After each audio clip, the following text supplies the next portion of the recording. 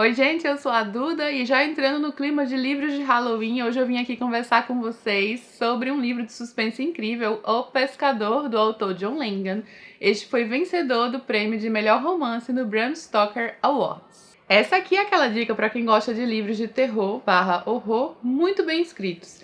Aqueles livros carregados no suspense, na montagem da ambientação, na profundidade dos sentimentos dos personagens.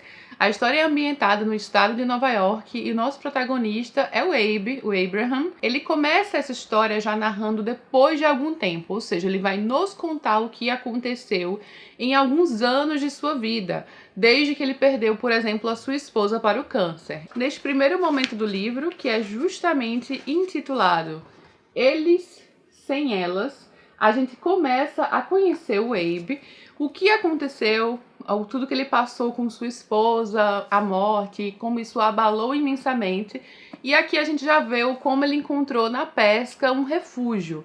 Ele não era o pescador, ele já tinha tentado pescar com seu pai quando ele era criança, mas ele meio que até fala, sentiu um certo chamado para a pesca aqui. Ele começa a pensar que ele foi induzido a pescar depois de um tempo, né? Rememorando, relembrando. Um livro sobre lembranças e memórias possibilita que os personagens tenham algumas reflexões que no período eles não tiveram. Eu acho isso muito legal, a gente acompanhar como algumas coisas passam, como a gente realmente vê algumas situações de forma diferente depois de tantos anos, né? E a gente vai ver um pouco disso aqui, inclusive até em relação a alguns pesadelos que ele tem. E aí ele vai fazendo conexões aqui enquanto ele nos conta essa história.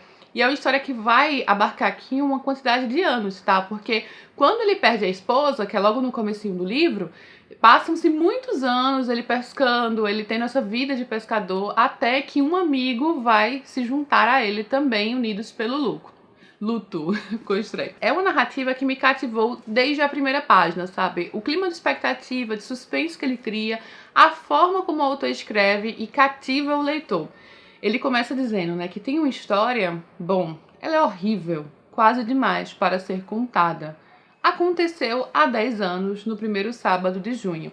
Então, o grosso dos acontecimentos aconteceu há 10 anos, só que quando ele começa a narrar desde que sua esposa morreu, isso era tipo 10 anos antes do acontecimento de 10 anos atrás. Ele fala sobre um local, este local que vai ser muito importante para a história.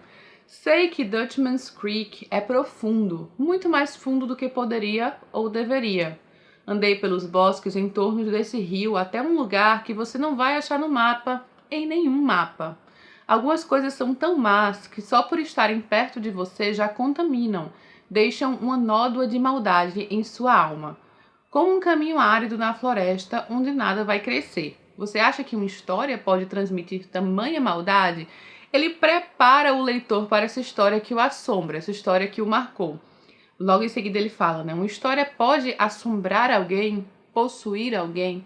Eu tô lendo algumas partes espaçadas, tá, gente? Não tô lendo exatamente tudo juntinho. E a partir daí, ele começa a falar sobre luto, sobre perda. Esse é um livro que vai tocar muito nisso, sabe? É um livro que trata sobre luto, sobre solidão, expectativas de vida, né? De ter sua vida compartilhada com alguém, esse alguém ser retirado de você, novas perspectivas, enxergar o mundo de uma forma diferente, e mesmo sobre perda de sanidade, sobre desolação, sabe? Porque às vezes a dor é tão profunda que você não consegue enxergar muito bem. Então ele vai fundo nessa questão do luto, desde o começo na perda do Abe, depois passando para quando o Abe e seu amigo se tornaram mais próximos. Era um colega de trabalho muito mais novo do que ele, eles nem tinham tanta coisa em comum, mas esse colega passou por uma tragédia pessoal muito grande e também perdeu sua família. Então eles dois se aproximam por conta disso e também por conta da pesca, já que este outro amigo costumava pescar e eles passam a pescar juntos. Basicamente o que a gente vai ter aqui no começo dessa história, além de toda essa criação do clima, né, e de todo esse aprofundamento em linhas gerais do que eu acabei de falar, é que eles vão se deparar com uma lenda local, uma história sobre um riacho, que é o Dutchman's Creek, um riacho em que as pessoas não costumam ir, não costumam falar, e eles vão ter acesso a uma história muito mais aprofundada, a uma história muito mais completa do que poderia ter acontecido naquele local dezenas de anos atrás, que aí remonta para o início do século XX. E nessa estrutura narrativa, a gente tem uma história dentro de uma história. E uma história que cativa, pelo menos me cativou, tanto quanto a história original, a história que nós começamos a acompanhar. Porque o Abe vai nos contar quando ele conheceu essa lenda, essa história dentro da história, e como essa história de alguma forma agiu sobre ele a ponto dele saber detalhes que ele não havia tido conhecimento na história original. Uma pessoa contou essa história para eles, para os dois amigos, do que teria acontecido ainda na primeira metade do século XX, quando muitas mudanças estavam acontecendo ali no estado de Nova York. Naquele local, toda uma represa foi construída, muitos trabalhadores precisaram ir até lá, tinham muitos imigrantes, muitas pessoas envolvidas, e aí a gente vai tomar conhecimento dessa história, que é extremamente sombria, uma verdadeira história de terror, e o Abe, ao saber dessa história, consegue de alguma forma preencher coisas que estavam nessa história que não haviam sido contadas a ele originalmente. E ele sabe que esses detalhes, que de certa forma ele tem conhecimento, são reais, mas ele não sabe como. Então, claro, já entra aqui essa questão mais sobrenatural, mais fantástica, porque temos aqui uma história com monstros, com fantasmas, uma história que assombra, que aterroriza, e realmente é uma história de terror que vai com calma, sendo muito bem narrada, carregada na parte do suspense.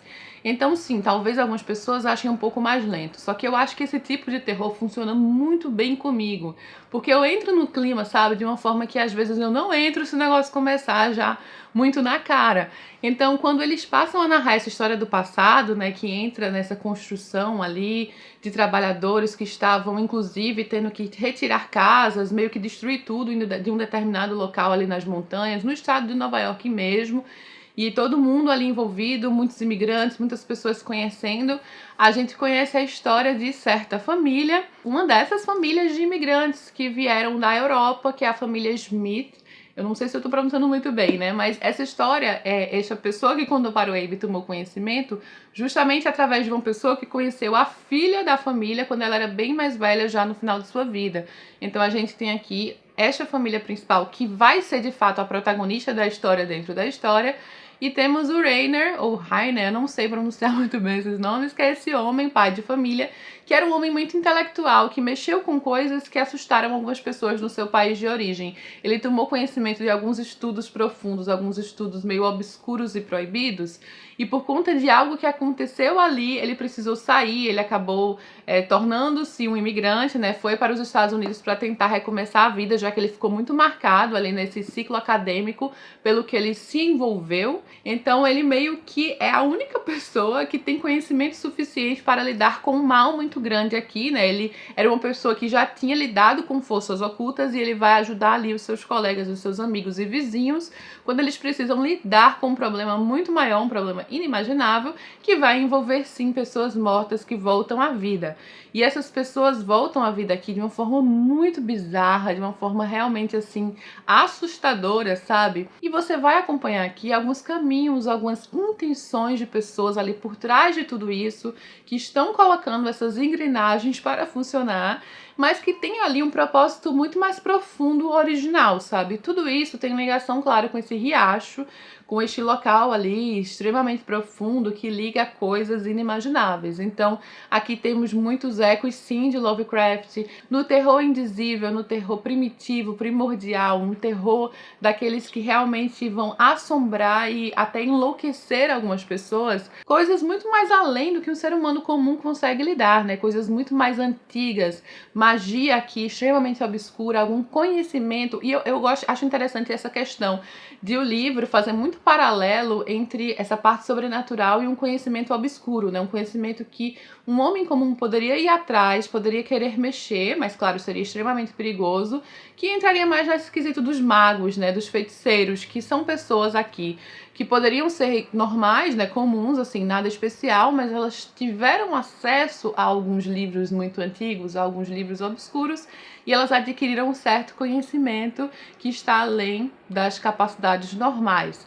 Então aqui temos um embate de forças, temos uma história muito bem montada, sabe? Muito bem estruturada, conduzida maravilhosamente. E uma das coisas que eu mais amei foi a narrativa, gente. É um livro de terror que você pensa além do gênero, sabe? Porque ele me parece, inclusive, um drama, um romance literário mesmo, sabe? Uma ficção literária que vai além do gênero terror, que mostra bastante sentimentos, emoções, jornadas de personagens, sabe? O psicológico deles, muito dessa questão do luto, da solidão. Então ele vai além do medo, além do mero assustar o leitor, para realmente nos envolver nessa história e até nos fazer refletir junto com os personagens sobre tudo que está acontecendo. Eu achei muito interessante que aqui ao final, nos agradecimentos do livro, o autor vai justamente contar como ele teve certa dificuldade em publicar este livro, porque as editoras do gênero diziam que era muito literário. As editoras literárias diziam que era muito ligado ao gênero. Na verdade, é um livro realmente bem contado, que abarca o gênero do terror e além também. Os ecos de Lovecraft estão aqui, eu acho que se você curte a literatura de Lovecraft, você vai gostar. Temos aqui monstros inimagináveis. Essa questão do pescador vai além da mera pesca comum, né? Porque temos aqui dois personagens principais logo no início que são pescadores. Mas o pescador do título não faz referência a nenhum deles, faz referência à história dentro da história.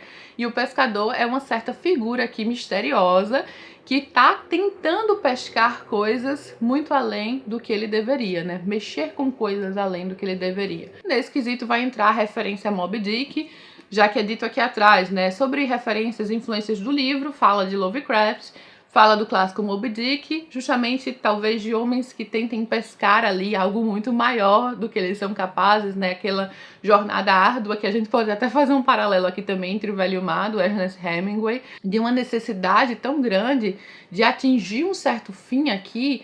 E essa necessidade é justamente alimentada por muita dor, por muita solidão, por muito luto que vai ser compartilhado aqui entre vários personagens. Então, no fundo, aqui as grandes motivações do livro são todas muito humanas, sabe? São todas relacionáveis. E os personagens passam por muita dor em meio a todo o terror assustador aqui da história. Então, gente, achei realmente incrível. Não à toa ganhou um prêmio de terror, né? O melhor romance no Bram Stoker Awards. Um livro muito bem contado, com personagens memoráveis, uma história daquelas que eu vou lembrar, sabe? Eu sei que é uma história que marcou, eu achei original o suficiente, conduzida dentro de uma estrutura narrativa interessante e através de um bom contador de histórias, né? Eu acho que eu falei no vlog de leitura, enquanto eu estava lendo este livro, que não é apenas sobre a história, sobre ter uma boa história para contar, mas também saber contar essa história. Essas duas coisas, quando unidas, tornam um livro sensacional e para mim foi o que aconteceu aqui. Essa edição maravilhosa da Dark Side Books está uma arte, né? Basicamente um quadro aqui. Já dá pra perceber alguns aspectos da história. Gente, tá muito linda. A edição por dentro também está maravilhosa, né? Folha de guarda, alguns detalhes que acabam tornando a experiência mais interessante, né? Eu gosto muito desses detalhes na diagramação porque, de certa forma, eles me fazem, sim, mergulhar na leitura, assim, achar interessante como a editora pensou em toda a edição. A edição está realmente um capricho. Tem problemas de revisão aqui, sim, gente. Encontrei alguns, até cheguei a marcar um pontinho em alguns, mas assim, não me atrapalhou na leitura, tá? Então eu acho que só precisa dar uma ajeitadinha aqui numa nova edição, em uma revisão assim mais completa. Mas se você gosta do gênero, se você quer um bom livro de suspense, um pouquinho de terror aqui, um pouquinho, uma dose considerável, mas assim, dá pra ler de boa, não deixe de ler, porque realmente é um livro sensacional. Quero muito saber o que vocês acharam, quem já leu, se você já leu este livro, conta aqui embaixo o que você achou da história.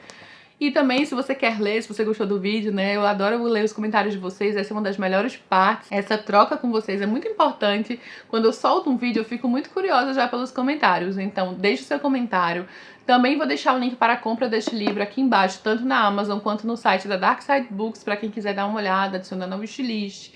Não deixa de curtir o vídeo, curte, se inscreve no canal para receber tudo em primeira mão. E é isso, vou ficando por aqui. Beijo enorme a todos e até a próxima.